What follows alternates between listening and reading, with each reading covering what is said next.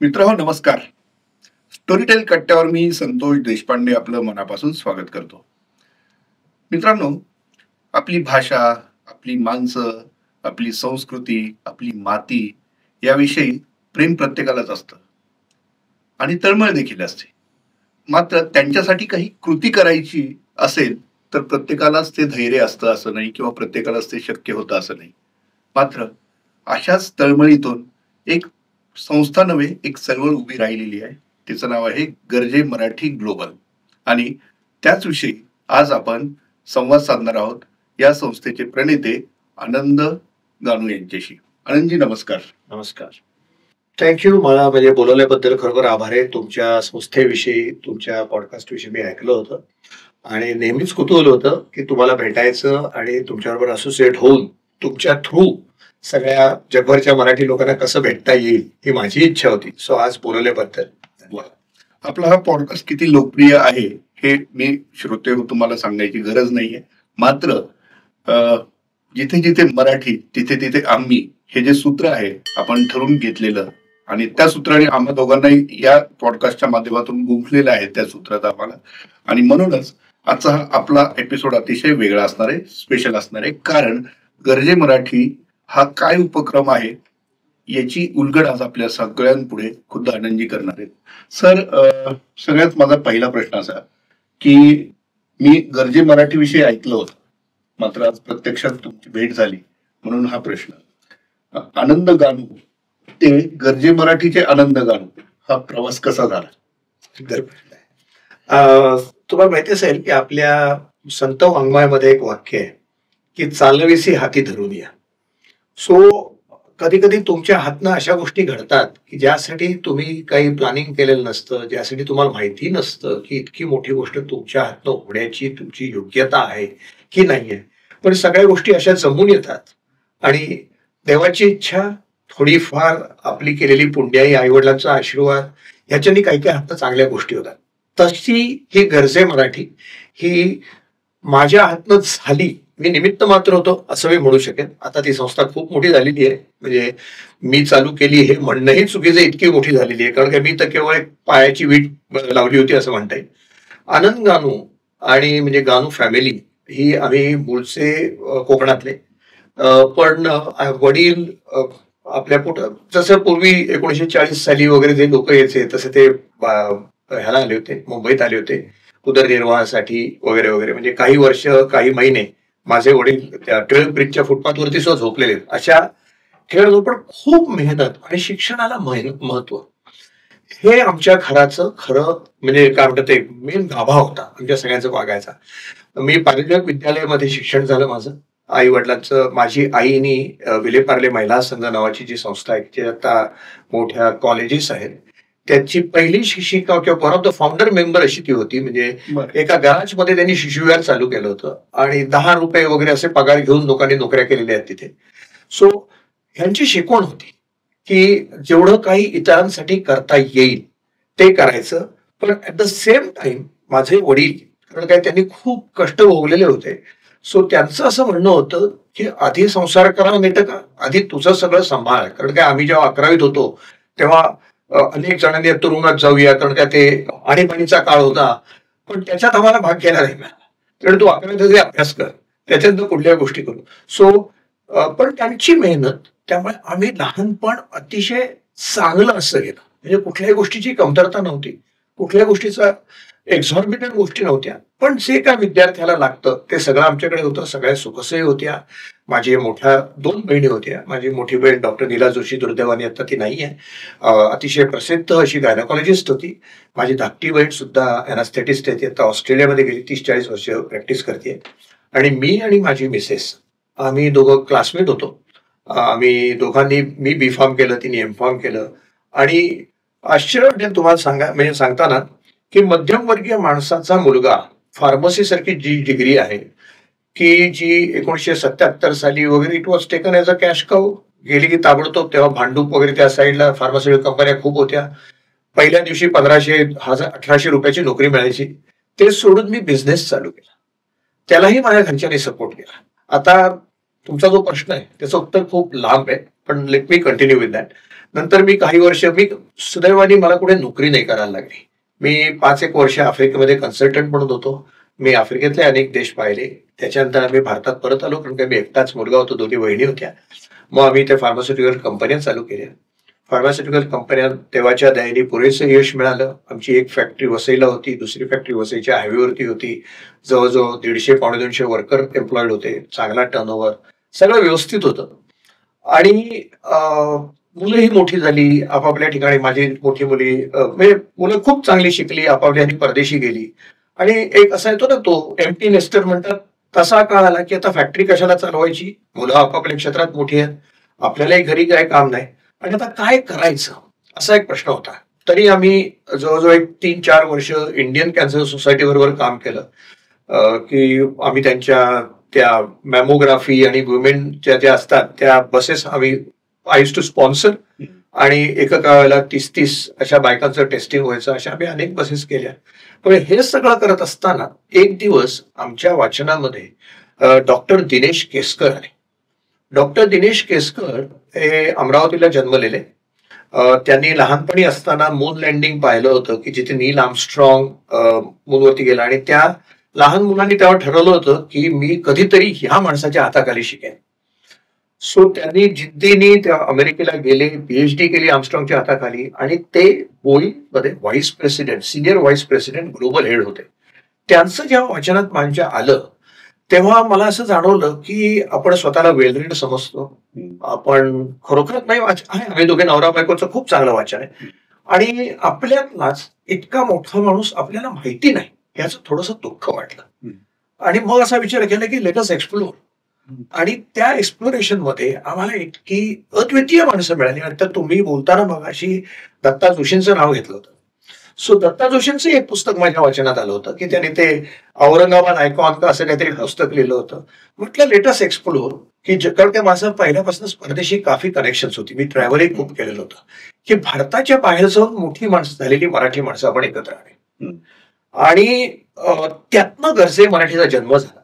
आता लोकांनी काय नाव द्यायचं, काय करायचं, सो त्याच्यामध्ये मी गरजे मराठी हे नाव, खरोखर असे आम्ही सगळे बसलो होतो. पुस्तकाचं काय, कधी कधी ना गोष्टी पटकन लाइटनिंग सारख्या येतात. आलं, सगळ्यांना आवडलं गरजे मराठी. आणि मग लोकांनी गरजे म्हणजे काही पॉलिटिकल संस्था आहे का, म्हटलं नाही, गरजे म्हणजे we are telling with pride की आम्ही मराठी आहोत, आणि आम्ही ते प्राईड किंवा तो प्राऊड असायला आमच्याकडे काहीतरी आहे. Your pride is supported by your success, असं ते होतं. त्यातनं गरजे मराठीचा जन्म झाला. सो ही गरजे मराठीचं जन्माची गोष्ट आहे. पुढे जाऊन आम्ही जेव्हा पुस्तकं लिहिली, ग्रंथाली प्रकाशनने आम्हाला खूप मदत केली. मराठी पुस्तकं विकणं इज नॉट इझी. बरोबर, म्हणजे आम्ही ते पुस्तक, इतकी सुंदर पुस्तकं केली होती, थोर मोठी माणसं होती, त्यामुळे पुस्तक आम्हाला कॉफी टेबल स्टाईलचं बनवायला लागलं. आणि त्याला पुस्तक बनवायला 1100-1200 रुपये खर्च यायचा, 1500 रुपये विकायचं ठरवलं. तर ग्रंथाली प्रकाशनचे सुधीर शिंगलाजपूरकर स्वतः म्हणाले होते की गानू पु ल देशपांडे यांचं अख्खं वाङ्मय लोक 1500 रुपयात विकत घेत नाही, सो तुझं कोण घेणार. पण यू विल नॉट बिलीव्ह, पहिल्या दिवशी, आणि त्या म्हणतात ना देवाची इच्छा, हे पुस्तकासाठीचं मी काय ते मॅन्युस्क्रिप्ट किंवा जे प्रिंटेड होतं ते मी पद्मविभूषण डॉक्टर रघुनाथ माशेलकरांना पाठवलं.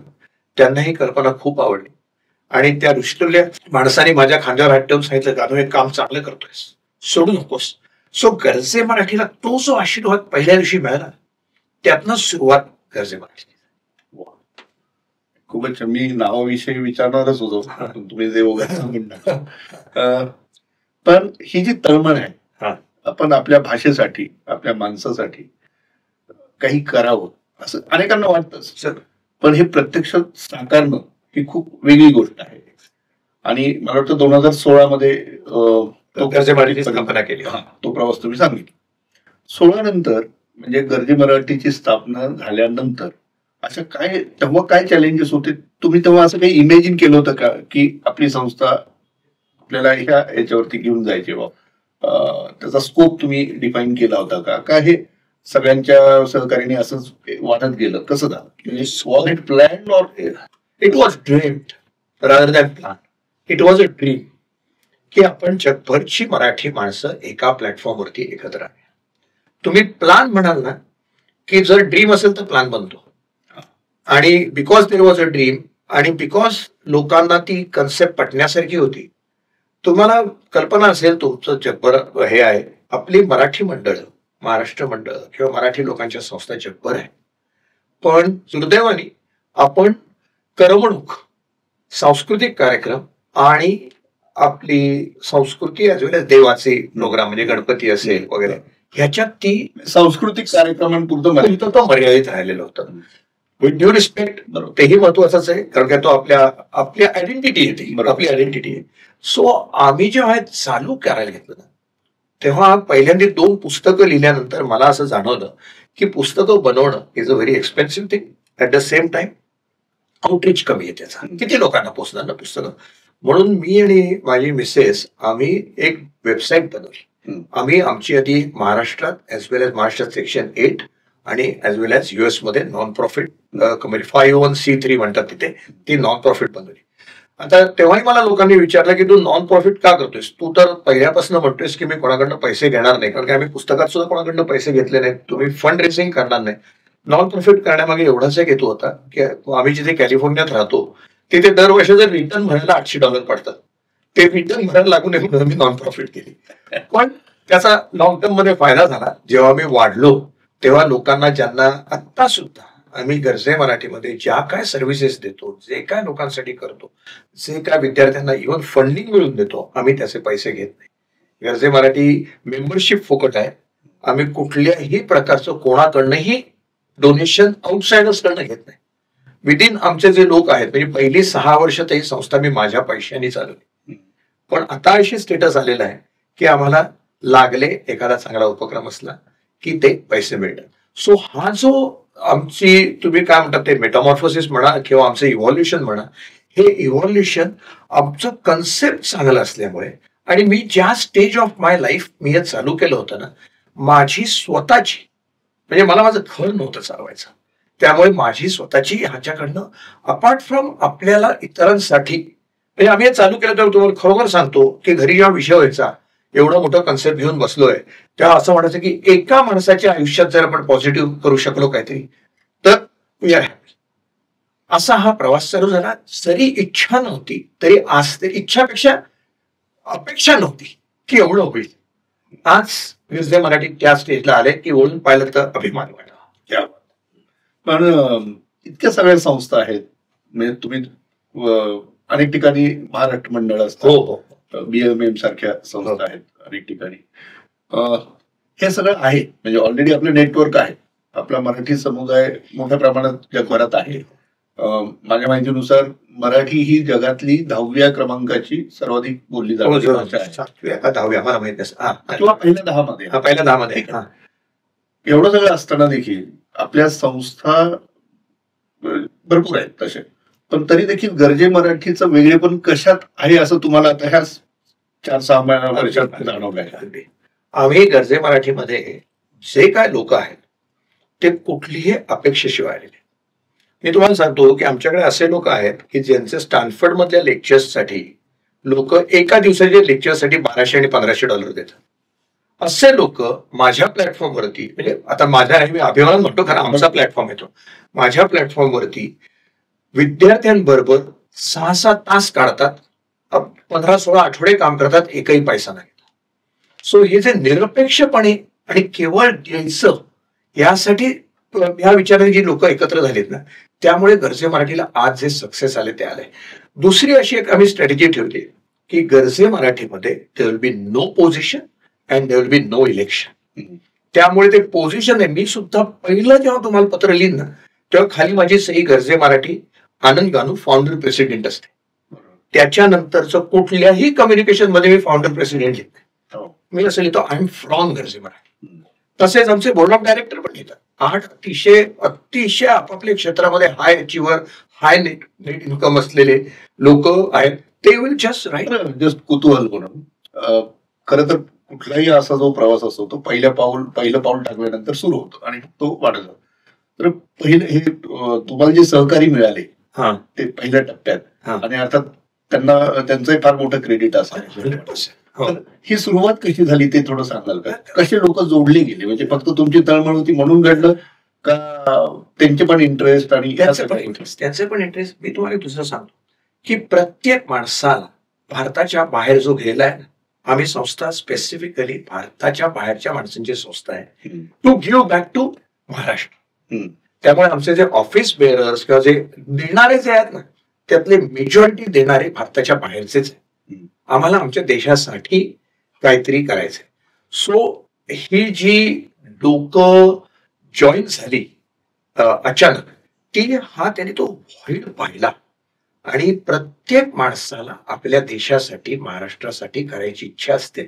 त्यांना अव्हेन्यू नसतो कित्येकदा. मग ते काय करतात, $1000 $1,00,000 चेक दिला आणि विसरून गेले. हा चेक लिहिताना भारताच्या बाहेरच्या प्रत्येक माणसाच्या मनात एक शंका असते की हे पैसे व्यवस्थित वापरले जातील की नाही. विथ ड्यू रिस्पेक्ट, आपल्याकडे समजा 100 संस्था असतील तेव्हा 99 संस्था काम ऑनेस्टली करत असतील, पण त्या एका संस्थेमुळे बाकीच्या मनात येतं. ह्याच्या आधीच आम्ही पैसे घेतच नाही. आम्ही म्हणतो की आम्हाला शाळांची कौलं नाही बांधायची ना टॉयलेट्स बांधायचे, आपले ज्ञान द्यायचंय आणि ते ज्ञान देण्यासाठी माणसं तयार असतात. एक तुम्हाला पटकन म्हणजे, आणि त्यात आम्ही कसं केलं की थोडासा माणसाच्या इनर सेल्फला किंवा इगो नाही म्हणता यायचं, स्वाभिमानाला आम्ही थोडासा एक खाद्य दिला. ज्या ठिकाणी तुम्ही लहान असताना, म्हणजे एक मी उदाहरण देतो, म्हणजे हे माझ्याच विषयी सांगतो. मी वयाच्या 23व्या वर्षी आफ्रिकेत मर्सिडीज घेतली होती. सो मला पाहायला प्रचंड कौतुक, आणि त्यांना मी नेहमी सांगायचो की अरे इथे कोणी कौतुक नाही करते. जिथे मी सायकल चालवली ना तिथे माझी जरी फेअर नसती तरी ते कौतुकाचं होतं. सो आम्ही लोकांना काय सांगतो की तुम्ही तुमच्या जिल्ह्यांमध्ये, तुमच्या शाळांमध्ये काम करा. तिथे तुम्ही जगात कसे मोठे झालाय, तुमची आपल्याला अनेक लोकांना अशी कल्पना असते की माणूस अमेरिका, जर्मनी कुठे जातो, पैसे कमवा जातो कारण काय सर्व्हायव्हल पाहिजे. पण आपल्या मराठी लोकांनी त्याच्या बियॉन्ड इतकं काम केलंय. आज तुम्हाला सांगतो, म्हणजे त्याला मराठीत नव्हे, इंडियन महत्वाचे, पण मराठी माणसं आता जिथे मी बे एरियात राहतो की जिथे एका साईडला मायक्रोसॉफ्ट, एका साईडला फेसबुक, एका साईडला गुगल असे आहेत, तिथे जर तुम्ही रस्त्यातनं चालत गेलात ना तो गोळा माणूस विश केल्याशिवाय क्रॉस नाही. सो हे जे आपलं स्टेटस आहे हे लोकांचं इथे भारतात माहीत नसतं. त्यांना वाटतं तिथे पैसे कमवतायत, गाड्या उडवत आहेत आणि धमाल करतायत. सो आम्ही त्यांना हा अव्हेन्यू दिला की तुझं ज्ञान, तुझा एक्सपिरियन्स, तुझं स्टेटस, लेटेस्ट स्टेप, त्यातनं लोक इन्स्पायर होतील. तुला त्यातनं काही नको आहे, पण आम्ही आमची जी 4 तत्व ठेवली त्यात एक 4थं तत्व सेलिब्रेटिंग सक्सेस ऑफ फेलो मराठीचे ठेवलेलं आहे. सो त्यामुळे हे सगळे लोक जमा झाली. त्यामुळे जमा झाली जेव्हा मी म्हणतो तेव्हा मी थोडासा त्यांचा अपमान करतो. हे लोक खरोखरच सेल्फलेसली जमा झालेली लोक आहेत. एक असं एक असतं ना की बाहेर जे मराठी लोक आहेत आपले, म्हणून हा प्रश्न असं बोललं जातं की दुसरा जो समाज आहे अन्य भाषिक, हो, तर तो कसा एक असतो वगैरे, असं त्याच्या अनेक आपण हे उदाहरणं आपल्याला दिली जातात. मराठी समाज असा एकत्र खरोखर असतो बाहेर किंवा तसा दिसतो? तुमची काय निरीक्षण आहे? एक जुनी नेहमीच वागलेल्या म्हणी आहे, खेकड्याची उदाहरण देतात लोक, आणि नोकरीला लागला आणि धंद्यात पडला, हे तो मराठी माणसांविषयी पूर्वी बोलायचे. बरोबर. मी तुम्हाला थोडीशी बॅकग्राऊंड सांगतो. मराठी समाज हा म्हणजे हिस्टॉरिकली श्रीमंत नाही. आपण बाहेर गेलो तेव्हा धडपडायला गेलो. वेराज गुजराती, तेलुगू हे जे सगळे लोक आहेत हे समाज श्रीमंत आहे. ते जातात तेव्हा तिकडे गेल्या गेल्या त्यांना सपोर्ट मिळतो.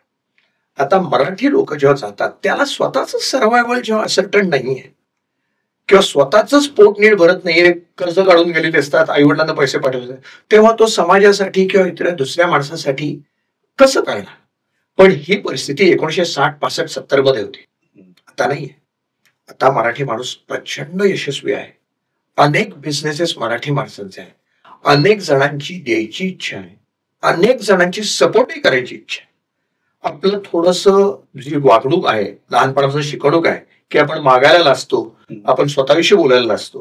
ह्या दोन घेणारे, म्हणजे मागितलं नाही तर कुठला माणूस कसं द्या. सो आता त्यातही आपण बाहेर पडतोय की आता गेलेली मराठी मुलं जी तिकडे जातात ती गेल्यापासून नेटवर्क बनवायला सुरुवात, आम्ही त्यांना खूप मदत करतो की कसं नेटवर्क तुम्ही बनवावं, मागायला लाजू नका किंवा द्यायलाही लाजू नका, मागायलाही लाजू नका.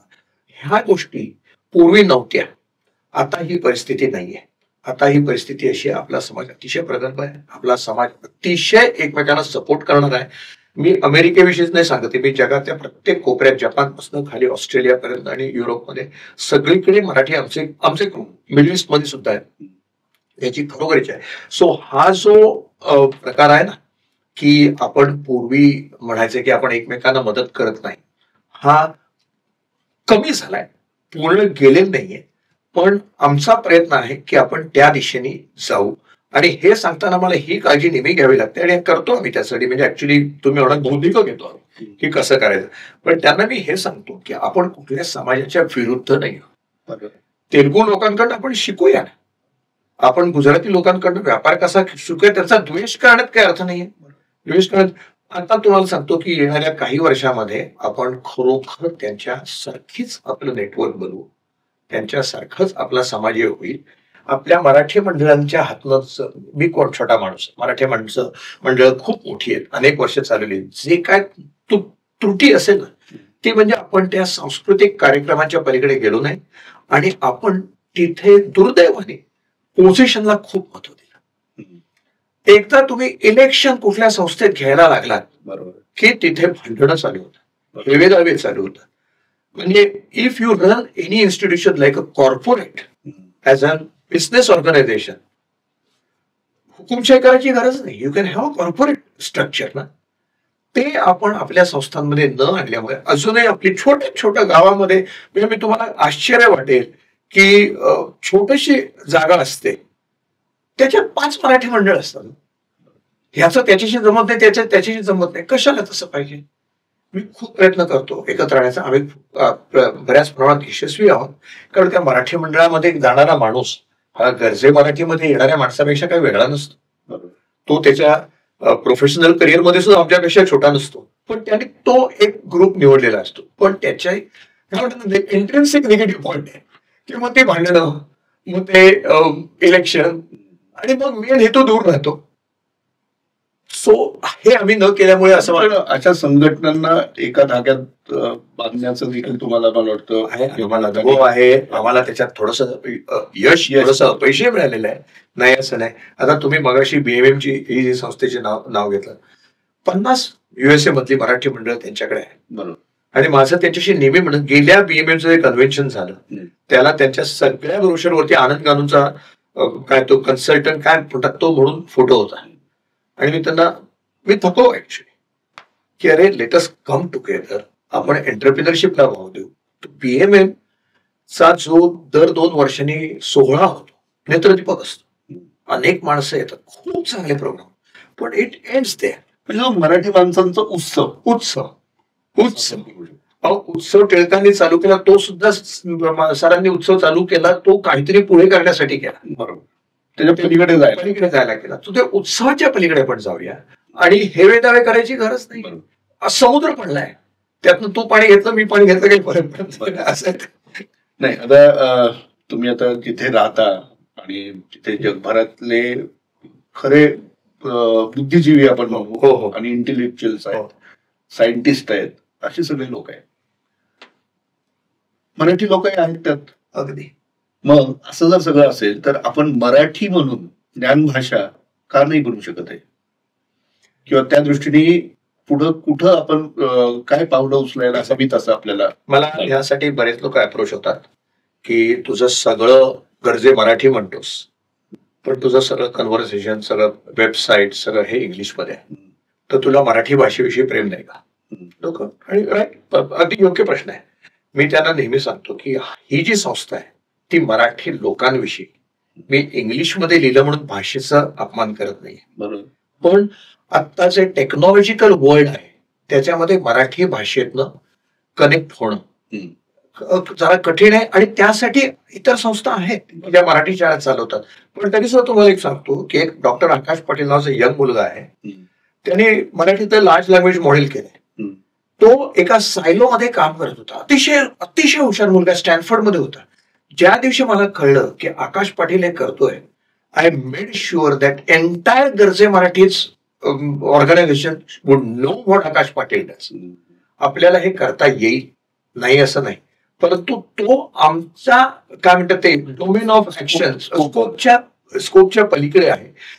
तरी सुद्धा आमच्या साईडने जे काय चालत असेल, आमचं ज्ञानगीत आमचं आहे ते आम्ही मराठीत करतो. आम्ही जे प्रोग्राम करतो त्याच्यामध्ये आम्ही प्रस्तावना किंवा बोलणं हे सगळं आम्ही मराठीतनं करतो. पण मराठी भाषेसाठी सपोर्ट करणं. दुसरं कसं आहे म्हणा, आपल्याकडे काही काही कन्सेप्ट क्लिअर नाही आहेत. मध्ये एक जण माझ्याकडे आला होता की गाणं आपण एवढं चांगलं करतोय, मला एक देऊळ उभारायचं आहे. सो मी म्हटलं ठीक आहे, गुड आयडिया. पण जर देऊळ करायचं असेल तर जे आपलं पारंपरिक देऊळ जे होतं तसं जर तू करणार असशील तर घरचे मराठी प्राण चुकेल त्याच्या. त्या देवळामध्ये लायब्ररी असेल, त्या देवळामध्ये व्यायामशाळा असेल, त्या देवळामध्ये विचार मंथन करायला जागा असेल आणि कोपऱ्यात एका ठिकाणी चांगली देवाची मूर्ती. ते नको आहे आपल्या लोकांना. आपल्या लोकांना भव्य दिव्य देऊळ काय म्हटलं तिथे मी नाही काम करू शकत. सो मराठी भाषेसाठी सुद्धा जर कोणी एखादी किंवा आम्ही सुद्धा जर हा घेतला तर तो भाषा प्रगल्भ कशी करायची, त्या भाषेचं लोकांना महत्व कसं पटवून द्यायचं ह्यासाठी करू. पण जर तुम्ही म्हणालात की आपण नाटकं आणू आणि सिनेमा आणू आणि ते हास्यजत्रा आणू तर ते मानले. दुसरं जे तुम्ही विचारलात की तुम्ही भाषेसाठी काय करता, तुम्ही जर हिस्टॉरिकली पाहिलं असेल, जी संस्कृती किंवा जी भाषेचे लोक यशस्वी आणि समृद्ध असतात ना तीच भाषा समृद्ध. बरोबर. सो जर आपण सगळे समृद्ध झालो तर करता येईल. भाषा आपली आपोआप लोक माणूस तुमच्याशी मराठीत बोलेल, कारण काय त्याला जर तुमच्याशी धंदा करायचा असेल तर त्याला मराठीत बोललं पाहिजे. आणि मगाशी तुम्ही मराठी लोकांचं यश विचारलं की हे सगळे तिथे अतिशय यशस्वी माणूस.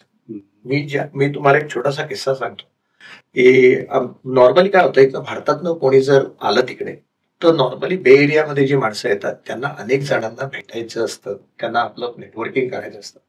सो असं कोणी आलं तर मी माझ्या घराच्या पाठी 50-60 चांगल्या लोकांना जेवायला बोलवतो आणि तिथे त्या माणसाची एकाच दिवसामध्ये त्याची सगळी ट्रिप यशस्वी झाल्यासारखं होतं.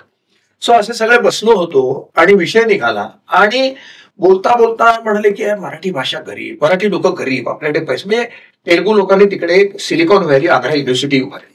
बरं. सो मी सांगितलं होतं आपण अशी युनिव्हर्सिटी का नाही करायची. सो विषय निघाला आपल्याकडे पैसे नसतात आणि मी त्यांना कॅल्क्युलेट करून दाखवलं की आता माझ्या बॅकयार्ड मध्ये $500 billion, बी मधला बी मिलियन नव्हे, $500 billion माझ्या बॅकयार्ड मध्ये. तुम्ही कसं गरीब म्हणता.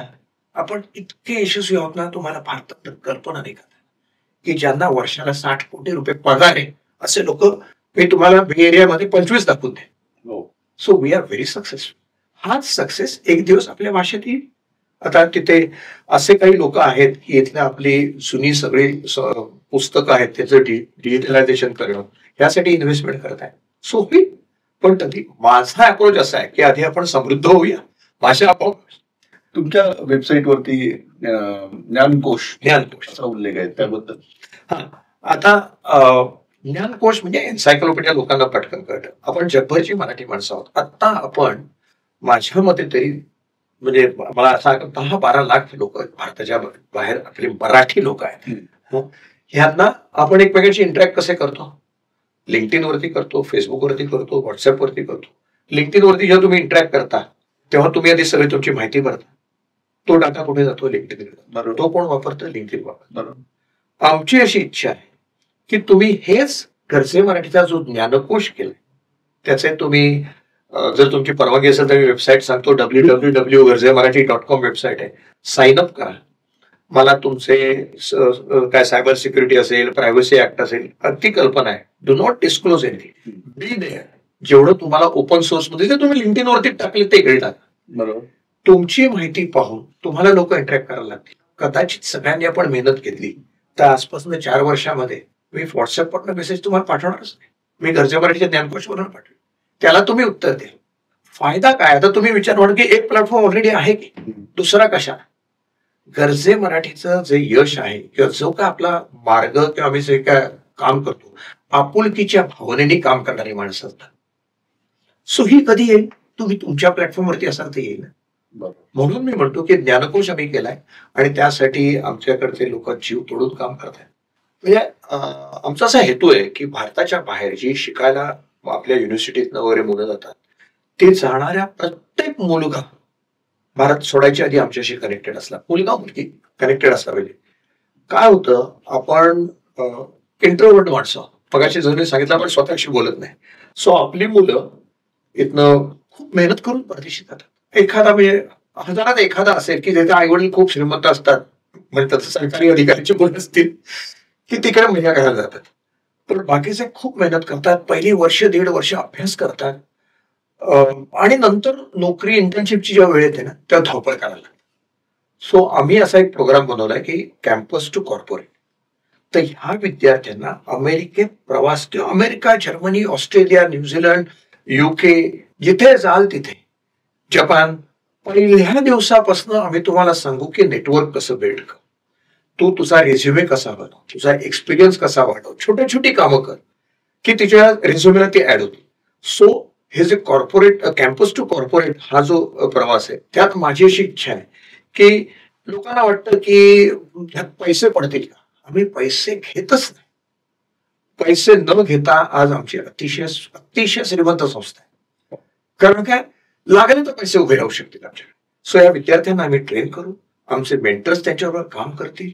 आणि मेंटर्सचं तुम्हाला मी सांगायचं तर आम्ही एक स्टार्टअपचे कोहर्ट करतो. स्टार्टअपचे कोहर्ट म्हणजे आम्ही चांगले स्टार्टअप निवडतो. आतापर्यंत आम्ही जवळजवळ 140-150 स्टार्टअप मेंटर केले की ज्यांना आम्ही 16 आठवडे, दर आठवड्याला 2-2 तास एका स्टार्टअपला एक मेंटर की जो कुठल्या तरी मोठ्या कंपनीमध्ये मोठा असतो किंवा कुठेतरी चांगली एक्झिट घेतलेली असतात, दर स्टार्टअप बरोबर ते दर आठवड्याला वेळ काढतात. आणि 16 आठवड्याच्या एंडला आम्ही त्यांना इन्व्हेस्टर, ते सुद्धा घरचे मराठीचं व्हेंचर कॅटलिस्ट म्हणून एक ग्रुप आहे, त्यांच्या समोर नेतो, त्यांना फंडिंग देतो. आम्ही गेल्या 2 वर्षामध्ये जवळजवळ 30 कोटी रुपयाचं फंडिंग दिलेलं आहे की ज्याचे मी 3% सहज घेऊ शकलो असतो, तेही आम्ही घेत नाही. सो आम्ही हे असं लोकांना तयार करतो त्या मुलांना. सो माझी हीच ही आहे की ही जर कनेक्टेड राहिली, त्यांचं नेटवर्क बिल्ड केलं, त्यांच्या आयडियाज आमच्याशी शेअर केल्या, तर कल्पना खूप असतात. पण गुरुशिवाय पर्याय नाही. मेंटर आता आपण नवीन नाव आहे, आपल्याकडे गुरु परंपरा तर आहेच. सो हे जे गुरु आहेत ते त्यांना मदत करू शकते. सो गरजे मराठीचा हा जो गाभा आहे ना, त्यामुळेच आज आम्ही समाधानाने गरजे मराठी कामाकडे पाहतो. वा, म्हणजे ज्ञानसंपन्न मुळातच असलेला आपला मराठी समाज आहे. आता धनसंपन्न देखील व्हायला हवा आहे असं, आणि त्या दृष्टीने धनसंपन्न आहे.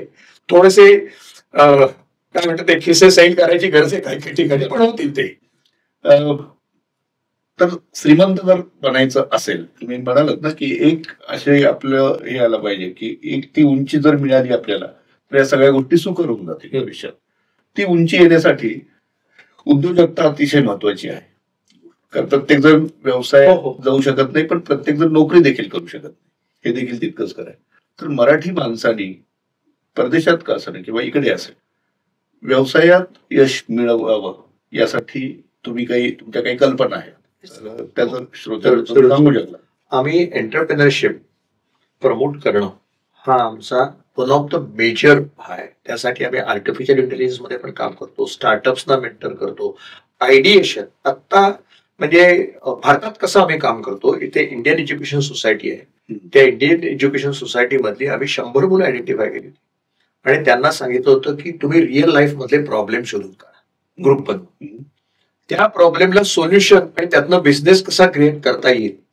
विद्यार्थी आहेत, त्यांनी काय बिझनेस नाही केले, पण तरी सुद्धा त्यातल्या यशस्वी एकाला आता 4 दिवसापूर्वी आमच्या गरजे मराठीने 25,000 रुपयाचं बक्षीस दिलं. सो एंटरप्रेनरशिप प्रमोट करणं हे आम्ही खूप करतो. आमचा जो व्हेंचर कॅटलिस्ट ग्रुप आहे, एंटरप्रेनर्स जे असतात त्यांना ज्ञान नुसतं असून चालत नाही ना, ते म्हणतात तू मला कोर्स घेतलेस, कोड घेतलेस, शिकवलेस, पैसे कुठे आहेत. सो तेही आम्ही अवेलेबल करून देतो.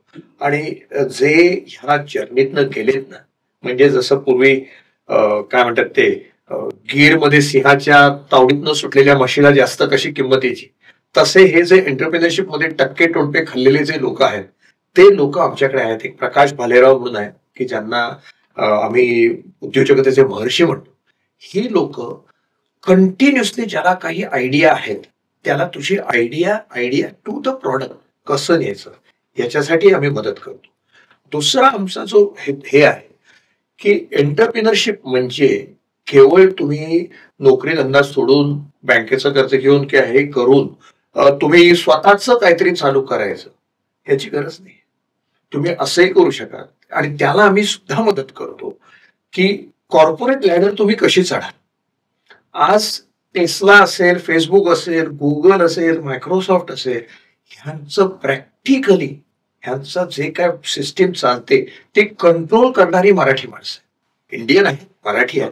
सो ह्या लोकांशी सुद्धा आम्ही आपल्या योजना कनेक्ट करून देतो की तुझ्या करिअरमध्ये तू इतका मोठा हो की ऍज ए मायक्रोसॉफ्ट तूच एस्टॅब्लिश केलेस असं लोकांना वाटलं पाहिजे. आणि ते होत आहे. अनेक असे स्टार्टअप्स आहेत. काय होतं ना, आपल्याला भारतातनं गेलं किंवा इथनं दुरून पाहिलं किंवा 7-8-10 एनव्हिडिया वगैरे मोठ्या कंपन्या दिसतात. पण वर्षाला 100 मिलियन म्हणजे $10 कोटी वगैरे टर्नओव्हर असलेले अनेक कंपन्या. हे तुम्हाला उदाहरण देतो की आता जो मराठी माणसाची ची ताकद किंवा पाहण्याचा दृष्टिकोन जो बदललाय. एक नितीन साळुंखे नावाचे आमचे डॉक्टर नितीन साळुंखे त्यांच्या पत्नीने एक धंदा चालू केला होता. $80 मिलियन फंडिंग त्यांना आलं आणि त्यांनी सिलिकॉन व्हॅली बँकेत ठेवलं होतं आणि सिलिकॉन व्हॅली बँक बुडली. त्याच्यात तो माणूस मला भेटला होता आणि त्याने मी त्याला असंच विचारलं की are you tense? $80 million you can imagine. आपल्या लोकसभेत भांडण होऊ शकते त्याच्यावरती. त्या माणसानं सांगितलं माझी आयडिया चांगली आहे, my investors will trust in me, I have less money आणि हिज ओके ना, हिज ओके. आले पैसे परत आले, युएस गव्हर्नमेंट पण म्हणजे ही आपली आता स्टेटस आहे. आम्ही आणि ही उदाहरणं आम्ही लोकांसमोर देतो. आम्ही का सांगतो की we should celebrate success of fellow Marathi. ह्या सक्सेस मधनं इतरांनी धडे घेतले पाहिजे.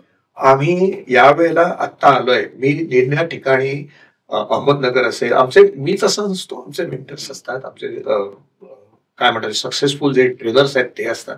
आम्ही निर्णय ठिकाणी जातो आणि तुम्हाला कल्पना नाही करता येणार अहमदनगर सारख्या ठिकाणी म्हणजे पॅसेजमध्ये बसायला जागा नसते, अशी मुलं बसून तुमचं 3-3 तास ऐकतात. त्या हंगरी आणि ही जी मशाल किंवा ही जी काय ज्योत आहे ना, ही आमचे जो अमेरिकेतनं भारतात येतो. कालच एक तरेंद्र लखेनकर नावाच्या डॉक्टरांचं इथे पिंपरी चिंचवडमध्ये आणि 2 ठिकाणी आय थिंक रयत शिक्षण संस्था मी लेक्चर झालं. आमचे माधव तापके म्हणून आहेत, ते आमचे जगभर म्हणजे अख्ख्या महाराष्ट्र म्हणजे ह्या माणसाला इंडियन गव्हर्नमेंटनी स्टार्टअपचं एक मोठी मला पूर्ण माहित नाही त्याचे ते चीफ ज्युरी आहे. पण हे वेळात वेळ काढून आपल्या निर्णय कॉलेजमध्ये जाऊन हाऊ टू प्रमोट एंटरप्रेन्योरशिप, त्यांचा core competency is in design thinking. पण तसं म्हटलं तर डिझाईन थिंकिंग किंवा डिझायनिंग हा कुठल्याही एंटरप्रेन्योरशिपचा गाभा आहे. तुमची कल्पना किंवा तुमचं प्रॉडक्ट ह्यासाठी जर तुमचं विजन लागतं, हे आमचे लोक देतात. सो एंटरप्रेन्योरशिपवरती आमचा खूप भर आहे. पण ऍट द सेम टाइम मी अशी काळजी घेतो की लोकांना असं नाही वाटतं का की हा पर्टिक्युलर प्लॅटफॉर्म फक्त एंटरप्रेन्योरसाठी. सो ती मला काळजी घ्यावी लागते. आम्ही प्रोफेशनल्सना मदत नाही करत, कोणी कोणाला मदत नाही करत, आम्ही त्यांच्याबरोबर काम करतो. प्रोफेशनल्स असतील, स्टुडंट्स असतील, घरनं काम करणारे लोक असतील. आता आम्ही एक महामार्केट प्लेस म्हणून एक वेबसाईट उभारली. भारतातनं महाराष्ट्रातनं ज्या माणसाला US मध्ये जर्मनीमध्ये भारताच्या बाहेर प्रोडक्ट पाठवायचे त्यांना तो आम्ही प्लॅटफॉर्म फ्री अवेलेबल करून देतो. आता अशा साईट्स खूप आहेत. मग आमच्यात वेगळं काय तर त्याच्यात आम्ही एक असं उठलं की आपल्या अनेक बायका अनेक लोक घरी बसले अमेरिकेमध्ये because of the visa status they can't work किंवा घरात लहान मुलं आहेत म्हणून प्रोफेशनल असले तरी काम करू शकत नाही. पण he or she has her own network. So आम्ही महामार्केटमध्ये जी प्रॉडक्ट आहेत, महामार्केटमध्ये प्रॉडक्ट आहेत, हे आम्ही ह्या मायक्रो मार्केटी विकायला शिकवतोय. म्हणजे तुम्ही जर आणि मी ऑनेस्टली सांगतो when I started this everybody comes with डिंकाचे लाडू.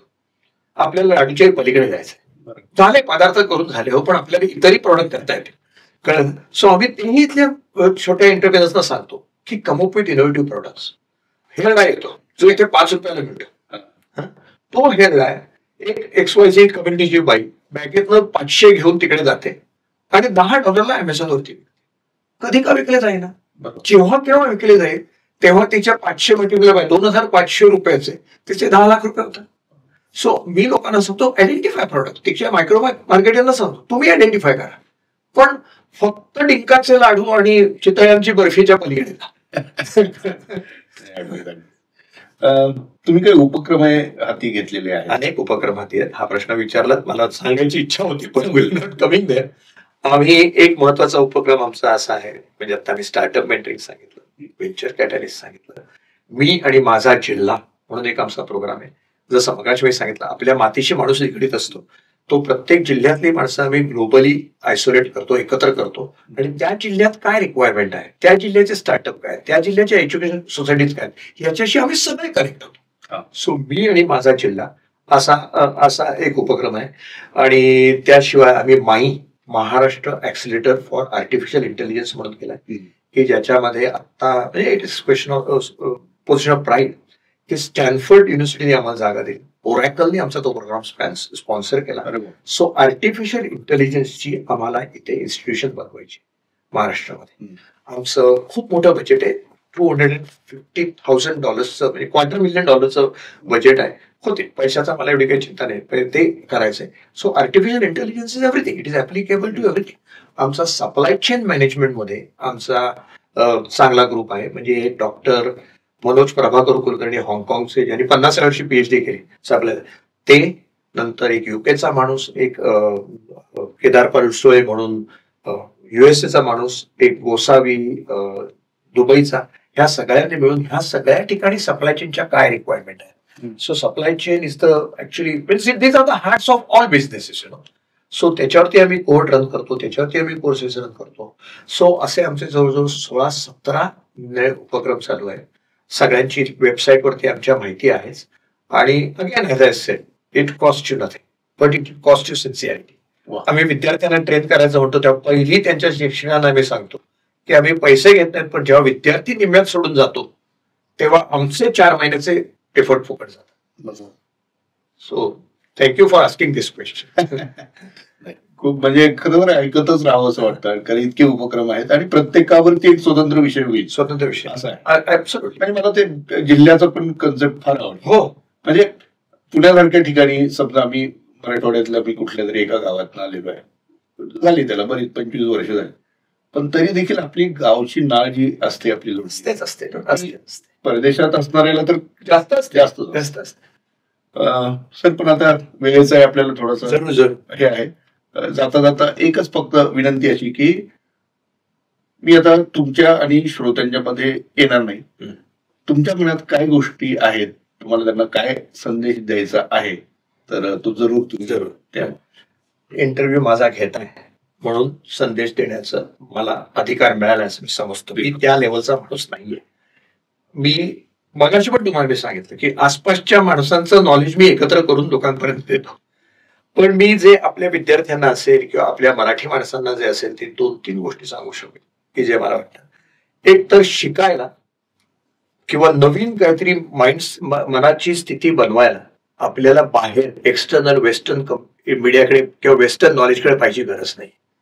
स्टार्टअप जर तुम्ही म्हणाल, आता फार फार मोठी नावं आहेत त्या स्टार्टअप्सना वगैरे. शिवाजी महाराजांनी केला तो स्टार्टअपच होता.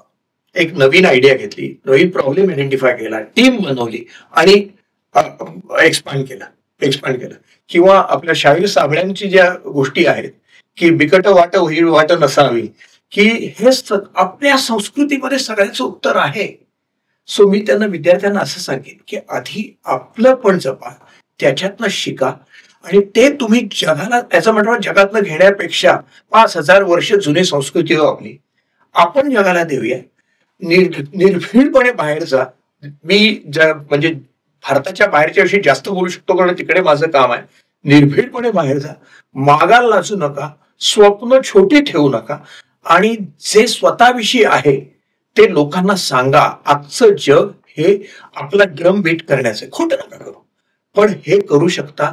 आणि आपला सगळा समाज, आपले तिकडचे गेलेले जुने यशस्वी लोक आहेत, ते तुमच्या पाठी उभे राहतील. Sky is the limit. आपण खरोखर जगाला काय म्हणतात ते, महाराष्ट्र आपण म्हणतो आपली ती वृत्ती खरी इतकी संकुचित नाहीये, पण भारताचा पगडा आपण जगावरती सहज आता आहेच, नाही असं नाही, उभारू शकू सगळ्यांनी मिळून जर काम केलं. आणि आम्ही गरजे मराठीत एक तत्व सांगतो नेहमी की स्वतःची प्रगती करत असताना देशाची प्रगती, महाराष्ट्राची प्रगती. सो प्रत्येकाला तुकाराम होणं शक्य नाहीये. आपल्या करिअरकडे लक्ष द्या आणि जर काही लागलं, जर तुम्हाला सल्ला लागला तर गरजे मराठी तुमच्यासाठी आहेच. नमस्ते. तर तुम्ही सर वेळात वेळ काढून आलात आणि इतकी छान ही सगळी माहिती सांगितली की मला सुद्धा थोडस एक, आपल्याला एक नाही म्हटलं तरी न्यूनगंड असतो असं म्हणतात मराठी असल्याचा किंवा काय, मला तर कधी नाही जाणवलं. पण आता हे तुमच्याशी सगळं संवाद आपला झाला आणि तुम्ही जितकं सांगितलंय, जगाचं सगळं चित्र उलगडून दाखवलं, त्यानंतर मला देखील मराठी असल्याचा जो अभिमान मुळात होता त्याला आता एक लकाकी मिळालेली आहे सर. आणि तोच प्रयत्न आहेच तिथे, काही कुठं करायचं नाही, आहे ते सांगायचं आहे. 1-2 वर्षापूर्वी इथे माझे एक भाषण होतं आणि तेव्हा मला मराठी माणसं स्टेटस जगातलं हे त्यांनी सांगत होतं. त्यांना काय do we hold good position वगैरे, त्याने मी सांगितलं होतं की गरजे मराठी ही व्याप्ती अशी आहे आणि मराठी माणूस असा आहे की तुम्ही मला जगातली जागा सांगा, तुम्ही मला विषय सांगा, त्या विषयाचा त्या जागेतला एक्सपर्ट मराठी माणूस मी तुम्हाला देऊ शकेन. इतकी मराठी माणसाची प्रगती झाली. सो हे सगळं आपण एकत्र येऊन करू शकतो. सो एक्सपेशली विद्यार्थ्यांना जे तुम्ही माझे न्यूनगंड शब्द वापरला ते सांगतो. इंटिरियर मध्ये जेव्हा काम करतो ना, तो इतकी ब्राईट चेहरे आणि ब्राईट डोळे असतात, त्यांना थोडस हेच न्यूनगंड असतं की मला मोठ्या जगात जमेल का. सहज जमतो, काय प्रॉब्लेम नाही. कारण गरजे मराठी तुमच्या पाठीची आहे. एक्झॅक्टली. श्रोते हो, धन्यवाद. हा संवाद तुम्हाला आवडला असेल याची मला खात्री आहे. गानू सरांना तुम्हाला संपर्क साधायचा असेल तर इथे तुम्ही हा चॅनल सबस्क्राईब करा. तुमचं नाव आणि नंबर, ईमेल हे तुम्ही तिथे मेन्शन करा. मी तुमच्या वतीने गानू सरांना विनंती करतो, जरूर मी त्यांना प्रतिसाद द्यावा. 100%. मी रात्री 2 वाजता सुद्धा व्हॉट्सअपला उत्तर देतो, हे तुम्ही लक्षात घ्या. आणि मी सगळ्यात देतात. So thank you. नमस्कार. धन्यवाद. नमस्कार.